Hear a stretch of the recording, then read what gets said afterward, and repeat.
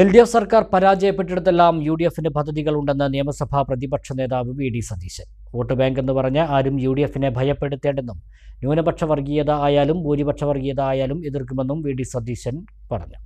UDF പുതുയുഗ യാത്രയ്ക്ക് പെരിന്തൽമണ്ണയിൽ നൽകിയ സ്വീകരണത്തിൽ സംസാരിക്കുകയായിരുന്നു വി.ഡി. സതീശൻ.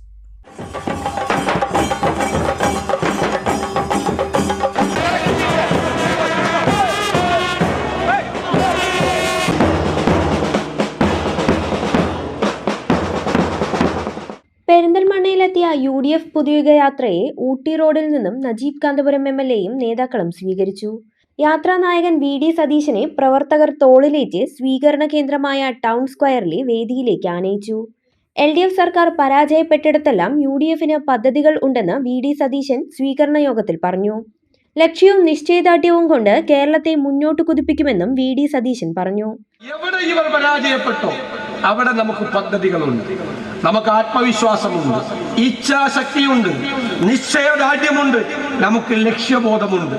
UDFിന്റെ വാക്ക് ഇനി കേരളം പുറകോട്ട് നടക്കില്ല, കേരളം മുന്നിലേക്ക് കുതിക്കും. നമുക്ക് വേണ്ടി മാത്രമല്ല, വരാനിരിക്കുന്ന നമ്മുടെ തലമുറ ഈ കേരളത്തിൽ ഉണ്ടാകണം. നമ്മുടെ ക്രീമായിട്ടുള്ള യുവത്വം അവരിവിടെ നിന്ന് വിട്ടുപോകരുത്. വോട്ട് ബാങ്ക് എന്ന് പറഞ്ഞ ആരും UDFിനെ ഭയപ്പെടുത്തേണ്ട. വോട്ടിനു വേണ്ടി കോംപ്രമൈസ് ചെയ്യില്ല. വർഗീയത പറഞ്ഞാൽ ഏത് കൊലകൊമ്പനായാലും എതിർക്കുമെന്നും വി.ഡി. സതീശൻ വ്യക്തമാക്കി.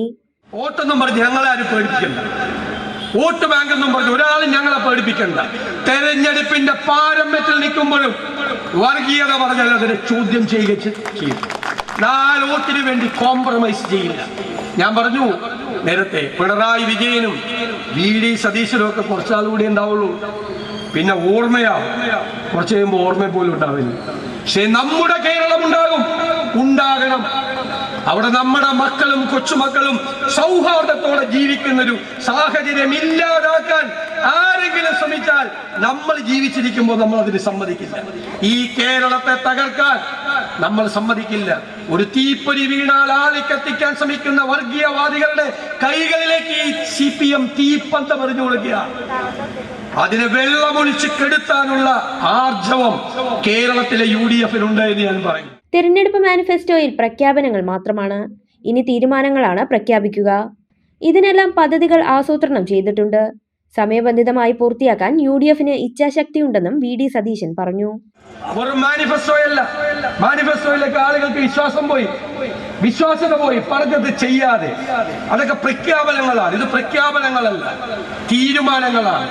സാമ്പത്തിക കാര്യങ്ങൾ പരിശോധിച്ച്, സാങ്കേതിക കാര്യങ്ങൾ പരിശോധിച്ച്, സോഷ്യൽ ഇമ്പാക്ട് നോക്കി, പാരിസ്ഥിതികമായ കാര്യങ്ങൾ വരെ പരിശോധിച്ചിട്ടുള്ള പദ്ധതികളാണ്. സമയബന്ധിതമായി അത് നടപ്പാക്കും. അതിനാവശ്യമായ പണമുണ്ടാക്കും.